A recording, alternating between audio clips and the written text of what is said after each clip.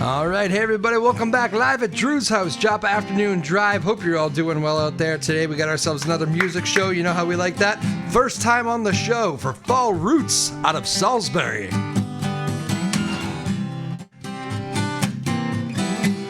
I climb the stairs 'cause I'm on the right path. I don't know long this fear is gonna last, so I'm prone, walking down the lonely ass road. The sun's shining, the stars are glow, 'cause I don't know when I'm coming home, but I grow, walking on 2 feet of my own. This feeling that I get, it's a feeling I never forget.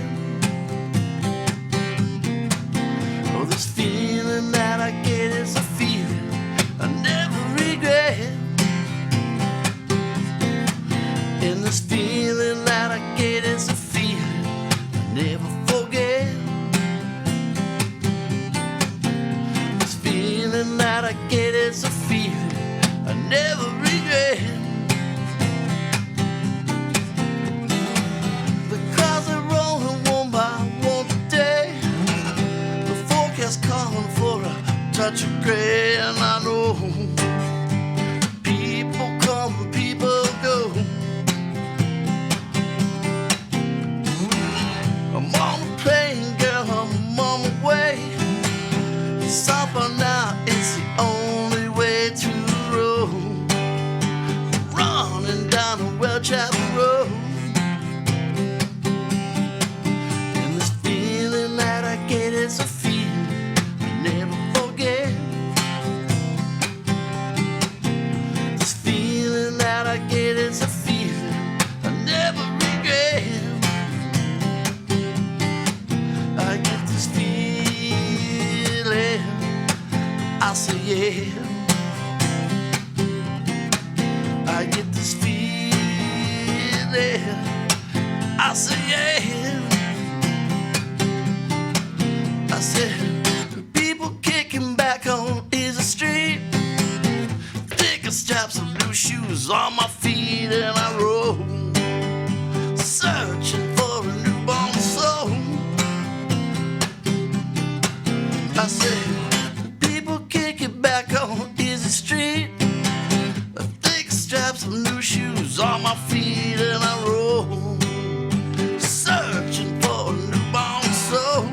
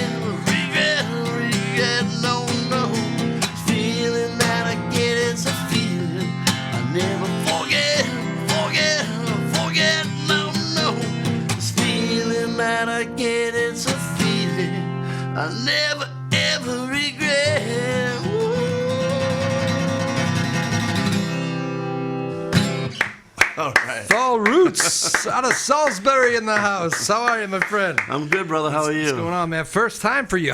This shouldn't have taken this long. We know too many people. I was thinking about that as I look around the room and I see a bunch of friends. Yeah, there was a time actually. I had this idea that I would do albums all around the studio here. Yeah. It's not just my studio, but Sarah, the boss, she was kind of going to let me do it, and people could sign them and all that. And then I realized, people don't really make albums all the time. So they are pretty cool. They are cool. The ones we do have. I'm glad to see Gavin's over there. Yeah, Gavin's over there. Yeah, good little country star over there. How you been, man?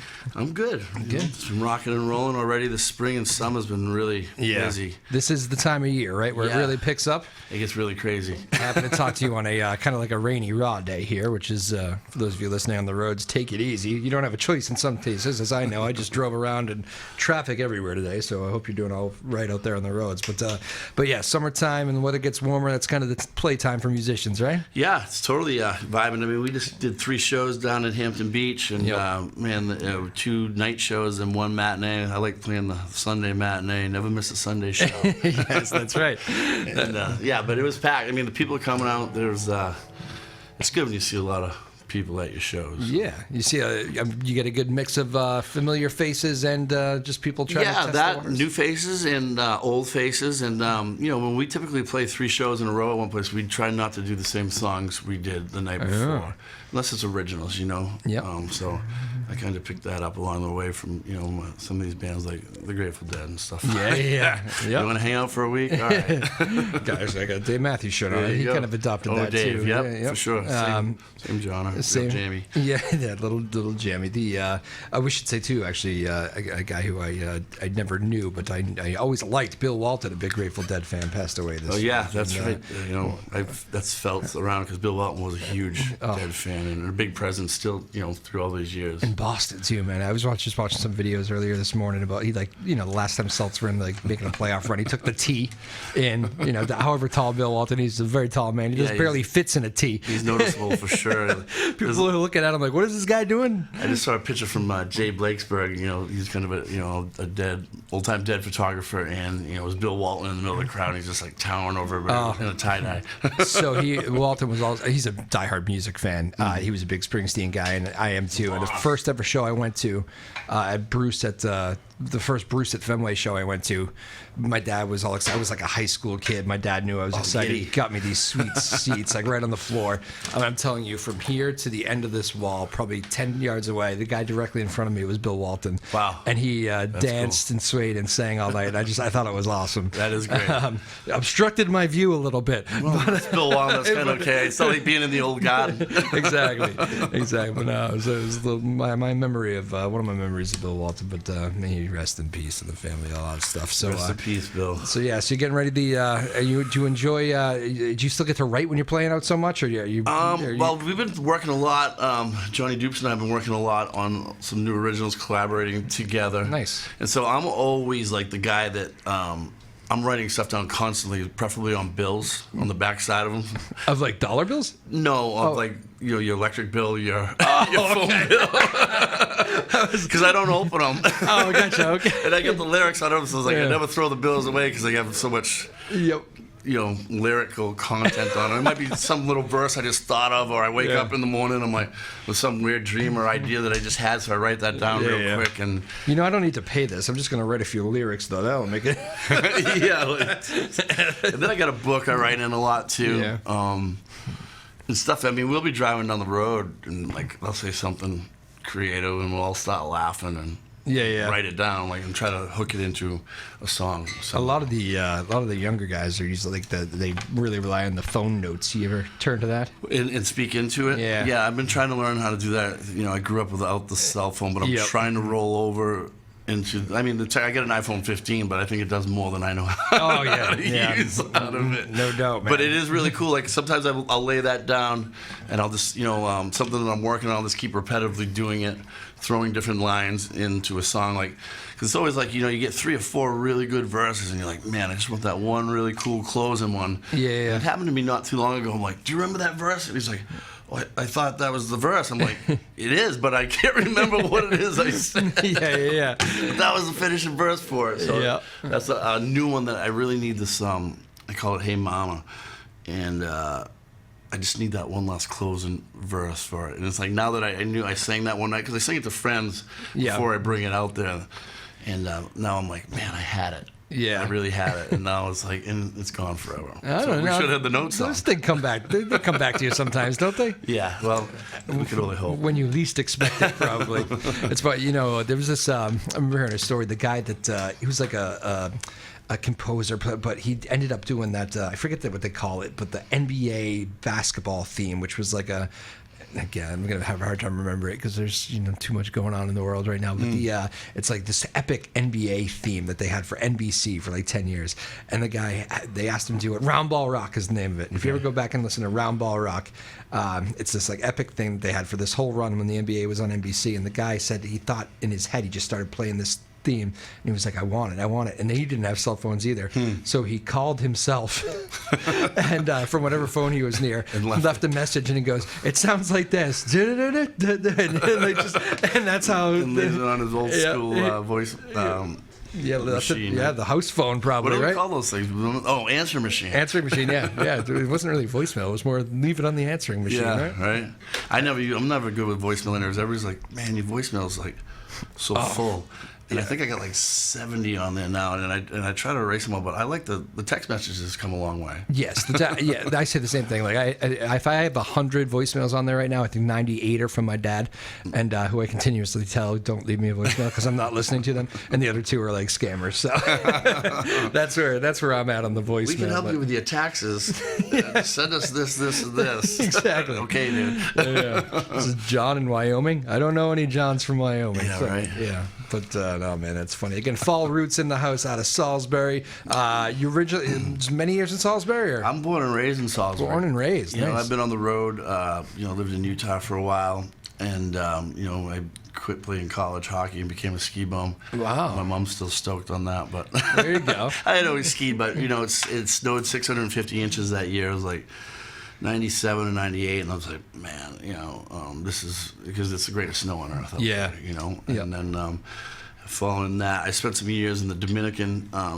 We had a surf camp down there, so we'd fly people in and out, and play music and teach people how to surf, and it was a good time. Those are 2 interesting gigs to do accompany the music, huh?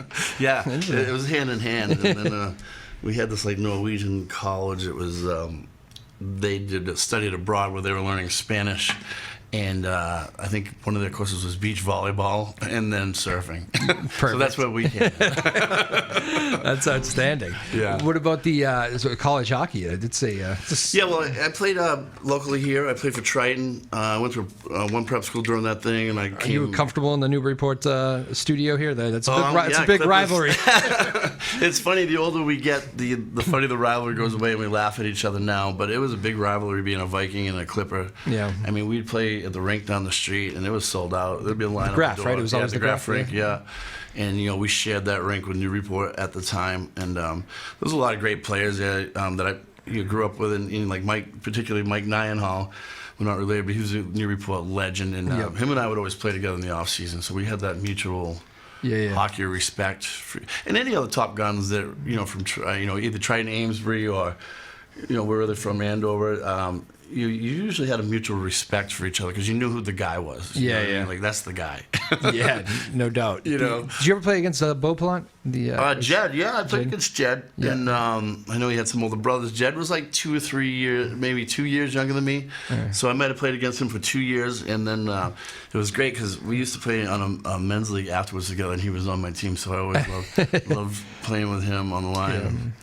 He's got a great name. I call him Bopey. Yeah. Jed's a great guy. He's a good dude. So I know all that stuff because that's actually how I ended up in the Newburyport community. I was working at WBZ in Boston, and I came out of college and wanted to be on the radio. Yeah. And my first boss at the time told me, you don't start in Boston. And he said, I was like, oh, really? And I was like, well, damn. Well, I want the big time. Yeah. So he told me to go find a smaller station, and like I couldn't move to Iowa and do small time stuff there because I had other obligations here. So I found this little station station in Newburyport, which is now bought by Bloomberg. They're gone, but this station filled the void. But that first job out of college, I followed Newburyport Clippers hockey around and called every single game for radio. Cool. In this community, whether if they went to Springfield, Massachusetts, I was following the bus. Wow. And so that was my dedication.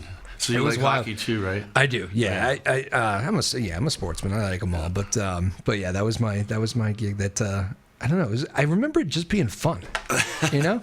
Yeah, it's a good team camaraderie there, and a lot of the guys you grow up with, like you have this thing. Even you played hockey with these guys for 15 years. You know what I mean? Yeah. Since the time you were 5, and now you're 15, 16, 17. Or 18, and. Like I said, it's in these small. Well, I guess we're all growing here in our towns, but who the guys are. Yeah, no doubt. You're right about the respect thing, though. Some of those games are chippy. Oh yeah, they can be, but at the end, those guys get in the line, they shake hands, and we move on. I had a coach. He said, "Patrick, what I love about you is like you're a warrior out there. It's like everybody, it's the enemy, your opponent. Yeah. And then after the game's over, like you'll shake their hand and smile and have a laugh. So that was always a good one. Like like it's on. Let's go. Probably the way it should be, right? But hockey is, chippy, and you got to remember not to bring that into the street. But especially these days. I'm sure that's happened with the I remember hanging out with those Newburyport coaches. If they ever lost when I was there was a period where Newburyport was kind of getting the better of Triton. Yeah. But when they would let one get away, man, those coaches it's emotional. They wouldn't let that go. It's seriously emotional. Yeah. Like you lose a hockey game and the whole ride home it's head down south. Yeah. But if you win, it's tripping. I mean, especially the Newburyport Triton rivalry. It's always been such a high energy, battle, and it's kind of. It's a good contest, a good rivalry. Yeah. And, you can only hope that lives on. I think, well, there you go. All you kids at the Graph getting ready for next hockey season, you'll be here talking about it in 20 years still. Yeah, you'll be a musician, be Nick. That's right. Don't worry about it. End up on this show. Send you out to prep school, do some pottery, and your football coach would be a deadhead. Oh, man, that's too funny. That might happen. Are they the biggest influence for you? I have a lot of influence, but the Grateful Dead are a very huge influence with me because there's two options every day. You either have the Grateful Dead or the Jerry Garcia Band to listen to music. Yep.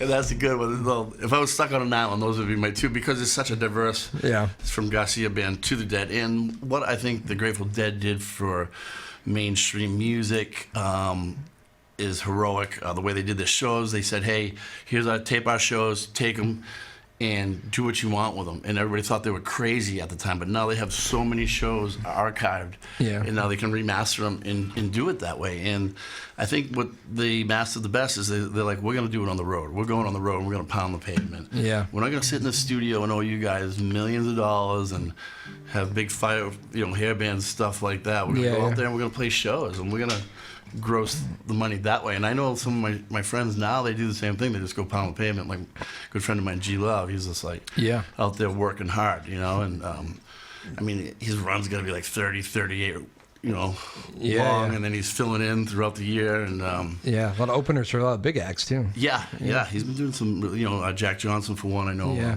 I saw him with Dispatch a couple summers ago, I think. Yeah, that's right up in Guilford. What a great venue that is too. Man, that is a secret. Secret's out on that place. I'm hearing people all over the country. I think it was voted like top venue in one of those magazines. Well, it's beautiful because it's not. It was like 6,000 people, wasn't it?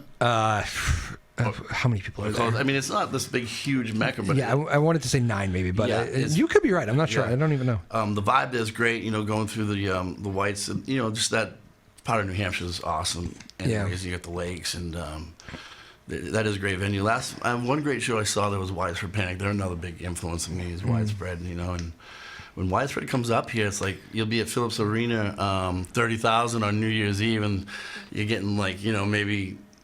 Say 5,000 people here to go see them at these big these shows here, and it's always been a treat to just get a little more intimate, In the north. I'm all into that myself. Again, Fall Roots joining us here. He's out of Salisbury. You got another one for us? You can keep it rolling. Yeah, I do. I got another one here. That last one was Newborn Soul. Did I mention that? I don't think you did. Thank you for doing it. I just went into it. So, but that's a good one we've had released. And this one's called Fallen. So I woke up one morning after an extreme night. And Alice in Wonderland just happened to be on the TV. So I related it to my life at the time.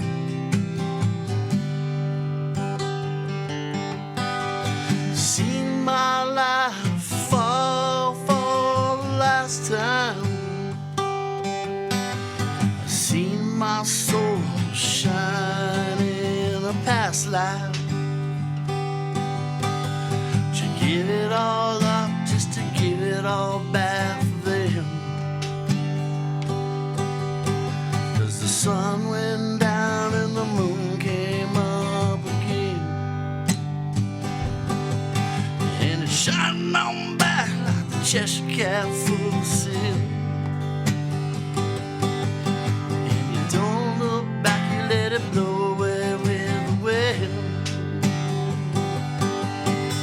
You don't look back, you never look back again. And you don't look back, you let it blow away with the wind.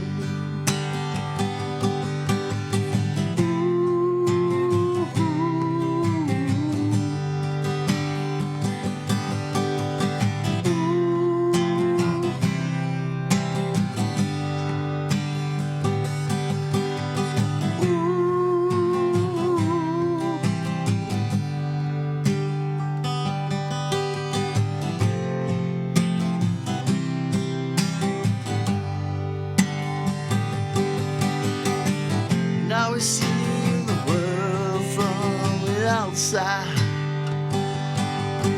And a rabbit goes down the hole back to the inside. Two queens fight it out in a game of chess. And that old Mad Hatter, well, it smiled, it's always the best. When you're mad as a hatter and your life will never change. When you're mad as a hatter and your life becomes insane. You slay a Jabberwocky, now you want again. And that old white queen's potion make you turn the page.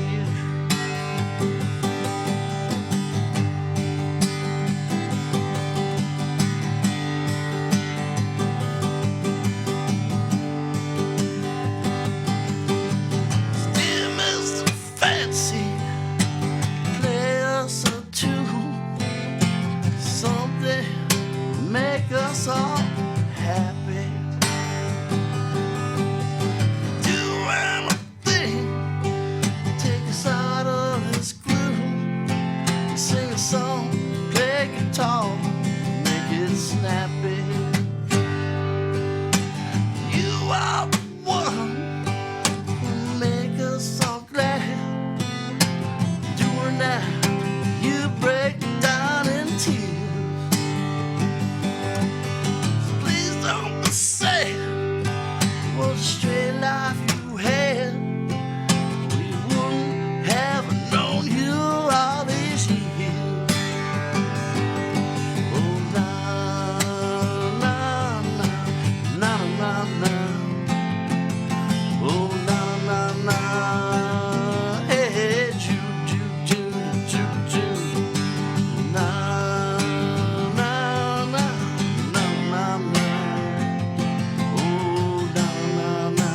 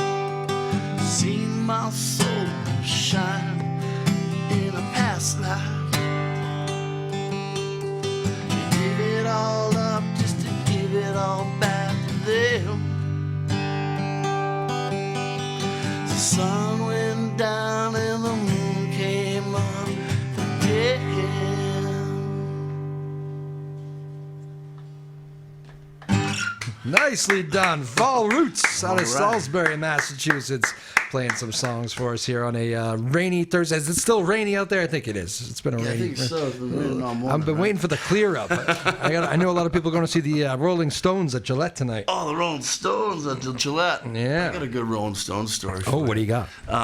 So there I was at Fenway Park with two of my boys at the time. Yep. My brothers, old school bros, and we're sitting there in these seats. We always thought we were good because we always had these really good seats. And this guy comes over to us. He's like, "Hey guys, these are my seats." We're like, "Oh man, whatever." He's like, "No problem. I'm sitting over there, but you guys are in the row in front." He's like, "But anyways, I came over to ask." He's like, "I got 4 free Rolling Stones tickets right now. They're playing in Foxborough if you guys want them." So we jump up out of No our seats way. at Fenway Park, grab the Rolling Stones tickets. We called another chick friend of ours in Boston. We're like, "We're going to the Stones." We grab her, fly down to Foxborough, and they were floor seats. It was, Oh, it was my goodness. unbelievable. You know, we ran in there, and I was kicking back a little bit. Then my two buddies would like high five at Mick Jagger. "Do I miss you?" Because they had that whole Yeah. He works the long stage there. yeah. So that was my Rolling Stones story. That's an awesome one. Did yeah. you guys wearing music paraphernalia or something, or you just give off the vibe that you Yeah, might? we were just there. He's like, "I got 4 free tickets," and the face value was, I think it was like $250 at the time. It was Yeah. expensive, but Do you remember what year that was? Oh man, that had to have been Because I think I went. 02. Okay, yeah, around 02. there. Because I was reading a bunch on them today.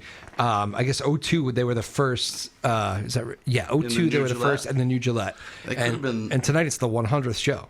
Really? Yeah, at Gillette. At Gillette. At Gillette, yeah. Which Wow. seems like there's probably could have been more, but I don't know. I guess it's hard to pack those stadiums, and then football season kind of condenses Yeah, the it is. You summer. get football season, and then you got to play in around them, and it's Yeah. not like what does Fish got like 88 shows at MSG Yeah, themselves. see, like I don't think you could ever do like I guess the closest they do to like a stand there would be like a Taylor Swift or maybe a Kenny Swiftie, Chesney. Yeah, hanging out for like 4 or 5 nights in a row. yeah. Did she do? Yeah, what did she do?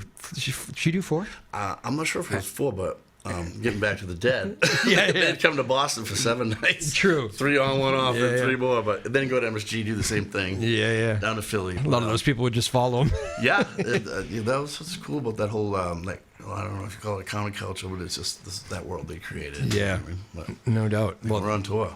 That is a great Stone story. Because I think when I was in college, I was still, I think it was probably 2000. When did I graduate? 09. So it's probably like 2006 or 2007. I saw the Stones, and I was in school in Providence, and we just went You last said 97? 2007. Oh, 2007. Yeah. Okay. And they came back, and they were playing at Gillette, and I happened to just look online. We had a busy day. It was a midweek, probably just like this, probably like a Thursday Yeah. night, and and the tickets were like pretty affordable. So we just like, let's drive in with no tickets. Let's see what go. happens. Yeah. And I remember some nice guy just saw it, like 8 of us ended up going, just 8 guys, Yep. and looked at us. He said, "You guys are all college guys?" And I said, yeah, we're just logged in. We're looking for tickets. He goes, "Where you go to school?" We answered all his questions and stuff. He goes, "How much you want to pay for all of you?" And we're like, "I don't know. We're just looking for a cheap one, man. If you got tickets to get rid of, do your thing." And he goes, "No, give me a price." One of my buddies yells, $20 for all of them. Guy goes, "You got it. Here Wow. you go. Have a great, Yeah. do good in school, boys, and let Yeah. us go." I was like, I think he had like a business where he had like a stack of them. Yeah, like see, that's kind of the magic behind the music, though. You and your friends get on this adventure. Yeah. And the magic of music happens like this. It's 20. We're going to see the Rolling Stones for $20. we could have said $1, and I think he would have given them to us. Yeah, You know? I don't even think a Stone ticket was $20 in the 80s. Right? I mean, it's Although crazy. my first Dead tickets were $19.50. Is that right? Yeah, I got all my stuff from the Dead show. Which show was that? Do you remember? My first one was I think it was '93 fall tour, Rising Fall tour in Boston Garden. Oh, okay. And we ended up seeing 3 or 4 shows out of the 6 that week. Wow. And I was lucky then, because I was only Yeah. a teenager and we just got the fever, and then it's just the whole thing. Hooked forever. Let's go back again. We had a magical night too. We ended up getting like 5 tickets in a row, and they had no price on them because these kids were, they were, neo hip, hippies. Yeah. and I think his buddies, they weren't making it to town, and he was like this, and that was the old Garden, and we got 5 tickets in a row, and now we're all freaked out. Like, these fake. Yeah. But we did the old burn test that you could do back in the day with the Ticketmaster stuff. Oh, burn yeah. them on one side. And, The kids that come on this show have no idea what you're talking about. am I dating myself? I do know what you're talking about. Yeah. It's a whole different. I mean, some of these guys don't even do hard tickets anymore. I know it's on your phone. Yeah. Like I was out to see Fish at Dick's out there for their 222. Yeah. And my ticket stuff was literally on my phone. Yeah. I was like, beep, beep, beep. I'm like, this is crazy. Yeah. Because, I mean, there's something, I don't know, the nostalgia behind a ticket stub. You know what I mean? I love them. I framed them, a bunch of them. Yeah. And I think that's cool to keep. Like, that's like the coolest memento ever. Is having, I was there, that stub, and like, you go through, oh man, 97, and it does conjure up memories too. I was just looking at the thing I have like 2 big frames where I just put a bunch of montage, no particular order, and I remember I was like seeing a Tom Petty, and I was like, I remember that night, like the Tom Petty Mansfield, Tom Petty. I do a lot of Tom Petty tunes, but where'd you see him? I saw him many times, but I would say, one of the more memorable Petty stories was the last time, like a couple weeks before he died, he played Boston, because he died on tour. He was on tour, yeah. And he had played Boston, and it was, summertime, I remember. And like my family was in Maine, and it was a Friday, and I had to kind of make a decision. Do I want to just jet up on a Friday and get up there, or should I go to the Petty show and then go to Maine in the morning? And for whatever reason, I decided to let's go in the morning. I don't want to deal with Friday traffic.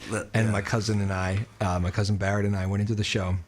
And I got this awesome picture too, right at the end of the night. It was a great set list too, like just songs that Petty hadn't been playing in a while that I love. Like, and Petty, he hadn't got old to me, but just I had heard some redundant set lists. This night he went into all the stuff that I really like to hear. Dug into, he said, "I love this song," and played "Crawling Back to You," which is one of my favorite Tom Petty songs. That kind of made my night. But at the end of the night, I got this picture of Tom Petty just looking out at the Boston crowd, and I took it from the side, and he just looked so happy.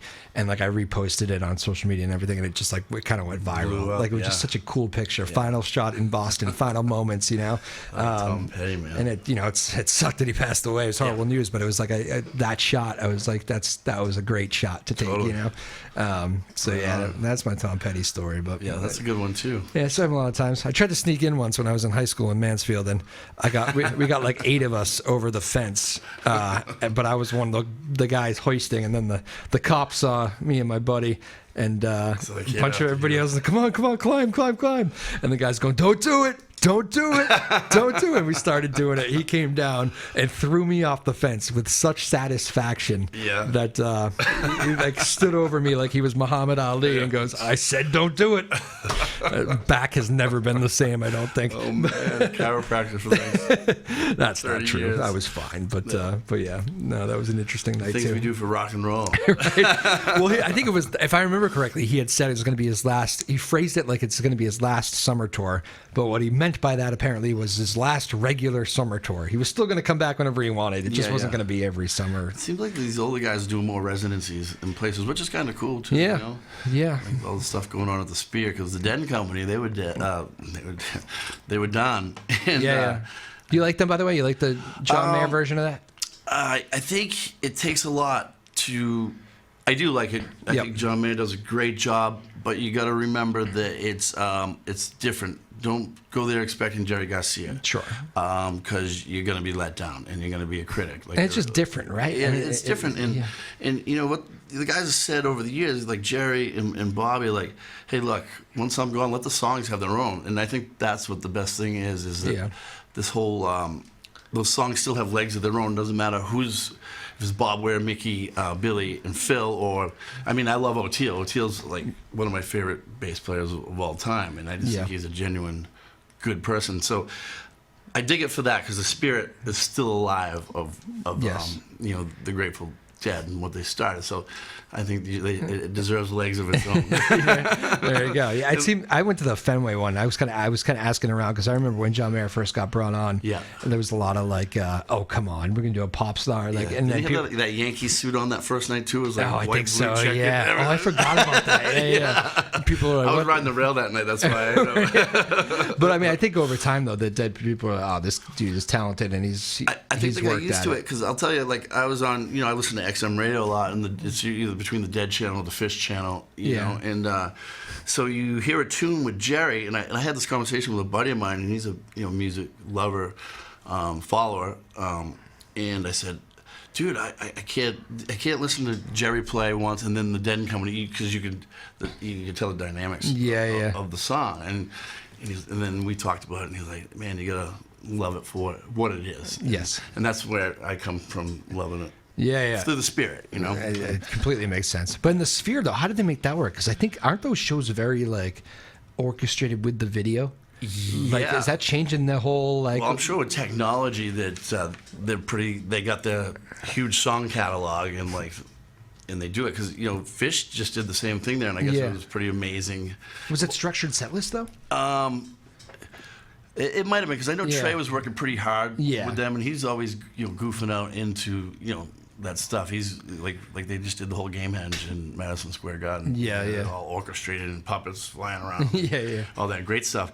But I did see the first from the Spear was coming out. They made the Spear look like Cornell '77. Yeah. So, that famous dead tape from 1977. So it was like being in the Cornell Gymnasium in 1977. I again. saw some of the images. They looked incredible. Yeah, they were incredible. I mean, and a buddy sent me one he sent it to me on Sunday, but I just saw it last night.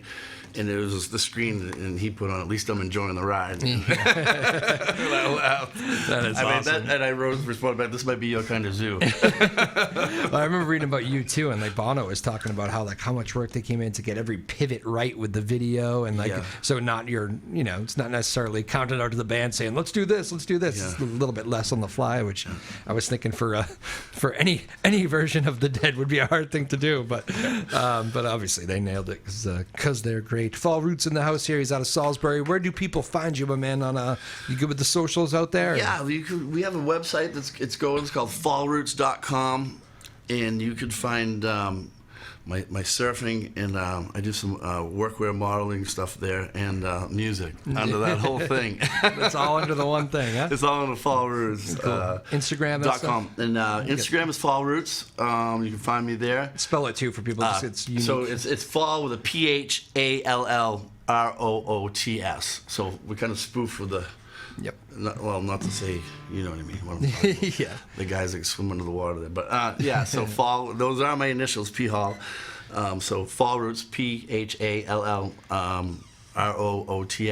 Cool. Fall Roots. And so that's been coming on as kind of like obviously my stage name and brand name now. It's kind of weird to switch over from that because my Facebook is still Pat Hall and Friends. Yeah. And usually what I'll do, if I have Fall Roots up there, I like to, all the players that are with me, I spell the name out on it. So that's kind of my tip of the hat. Nice. To my bros. I've been playing in circles with these combos of really good musicians for the last 20 years. So, yeah. And I got some really talented guys. I got guys that have been my steadies for like 15 years, and played a lot of shows and a lot of ups and downs. Yeah. Some nights you need them to carry you, and other you're right. Yeah, totally. Yeah. And it's just amazing. Like even from I call it sea level because I'm here playing at sea level. Yeah. And you get your B level guys on a 12 bus, and then you get your Mick Jaggers that are A level, right? Yeah, sure. And I mean B level's still crushing it too. Don't get me wrong, and that's just my way of poking fun of it. I mean we get around. We played Loon this year a lot on the road. We usually do some places in Thunder River for the winter tours, and Vermont we played in up at J Peak, so it's like I got a pow day in, then got to play music all on the same day. That's that was right sick. up your alley.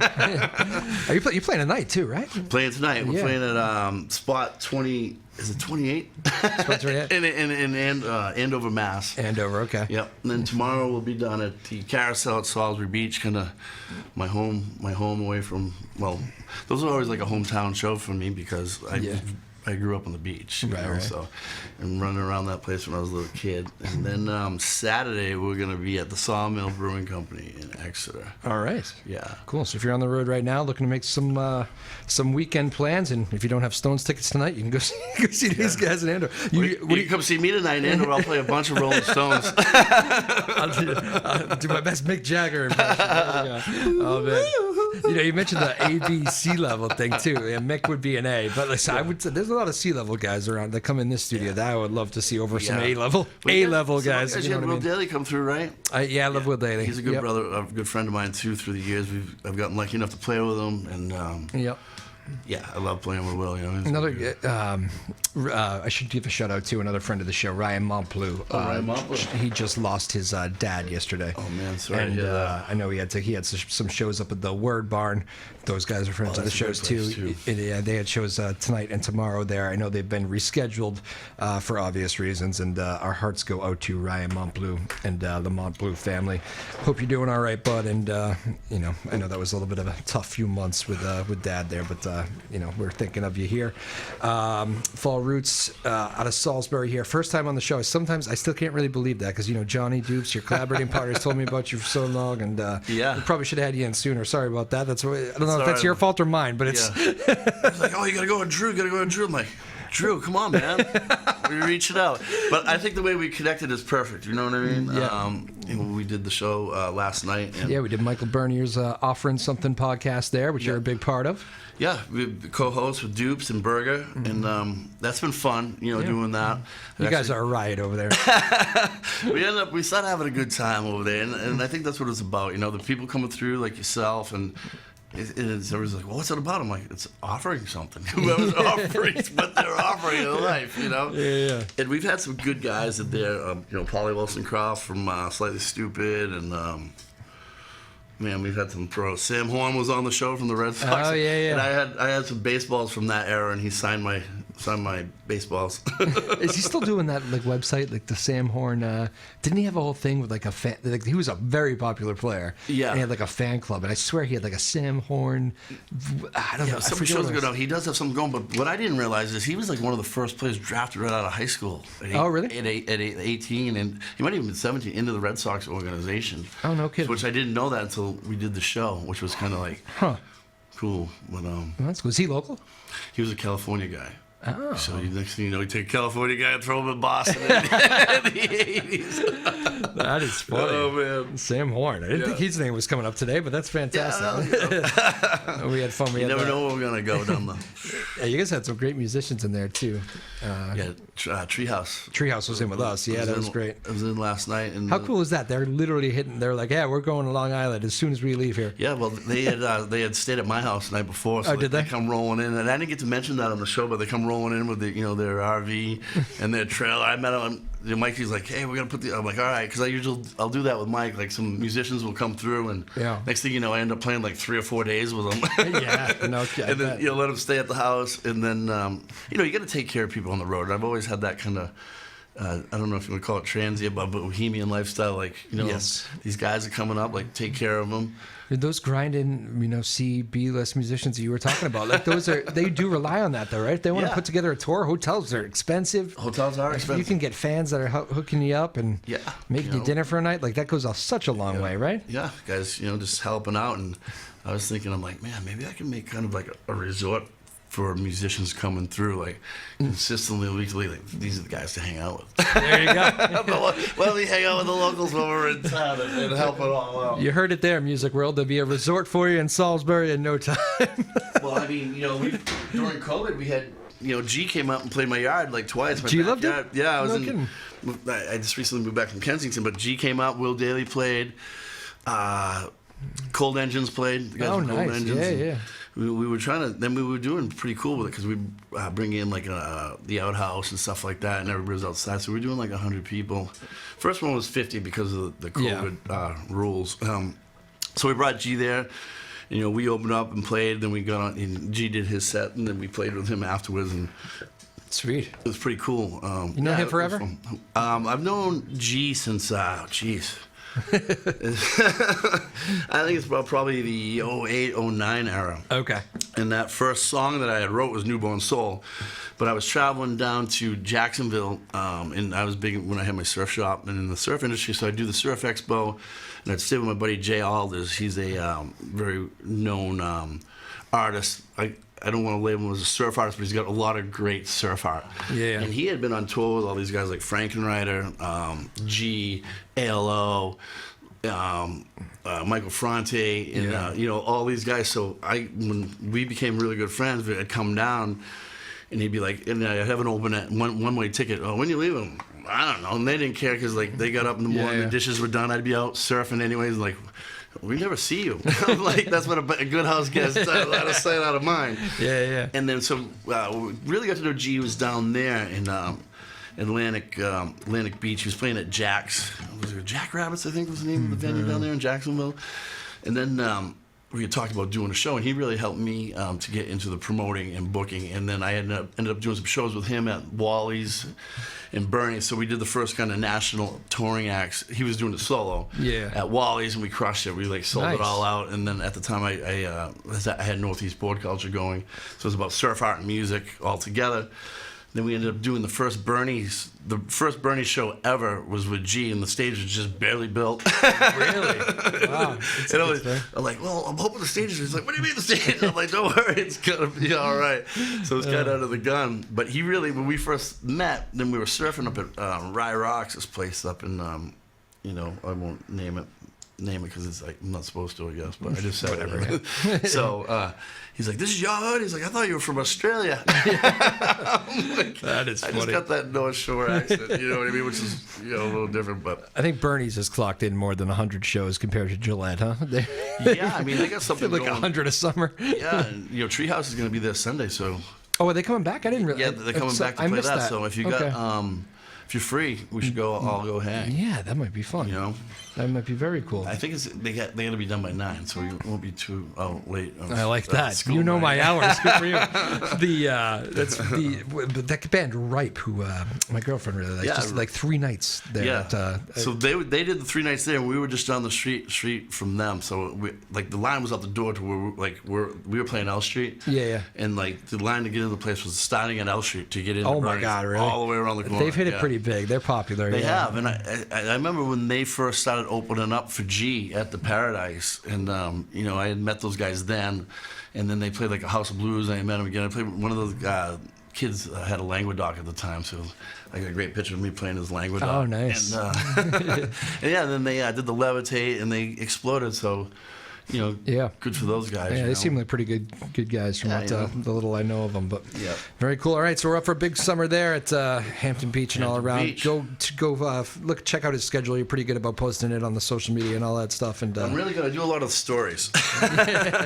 Yes, and we got a lot of good stories on here today too. So Fall Roots out of Salisbury. You gonna play us out with one? Yeah, I got one more for you guys. This is an original tune called "Pack It All." Actually, we recorded this one with Newborn Soul, and I did the video for that. We got like 18,000 hits on that video. No kidding. And we did it over there at Involvement Music. Beautiful. And this one was supposed to come out too, and then I got hurt surfing. Big thanks before you go to May Power producing the show today. We always appreciate you. Your assistant producer today, Johnny Dupes, who I know is in the house. The boss, Sarah Hayden, Maya Gaspard, Maya Gassman, Ryan Rothberg, our small but mighty team here in Newburyport. I love you guys. Thank you so much. We appreciate you. This has been live at Drew's house. Fall Roots taking us home. Thanks for having me, Drew. This is pack it all, baby, when you go. Just remind me of you. I got my fill of love, strange days. Why am I in this lonely ass haze? There's too much time, baby, time to think. Sometimes now I don't even speak. Out there running, girl, on your own. Thoughts of you, oh, maybe you've grown. We're feeling fine. The moon starts to shine. We're drinking fancy red wine. 'Cause we're feeling fine, fine, fine. You come running on back again. 'Cause I don't know where you've been. Time is coming, days between. My thoughts, well, they're so obscene. Just pack it all, baby, when you go. You just remind me of you. 'Cause we're feeling fine. The moon starts to shine. We're drinking fancy red wine. We're feeling fine, fine, fine. Moon rising over the hill. I'm hiking thirds just to find me some thrill. Catherine's hair grows up bright tonight. The devil's castle, well, it's just to my right. Just pack it all, baby, when you go. Just reminds me of you. I I got my fiddle alone, strange days. Why am I in this lonely ass haze? There's too much time, baby, time to think. Sometimes, well, I don't even speak. Out there running, girl, on your own. Thoughts of you, oh, maybe you've grown. Just pack it all, baby, when you go. Just remind me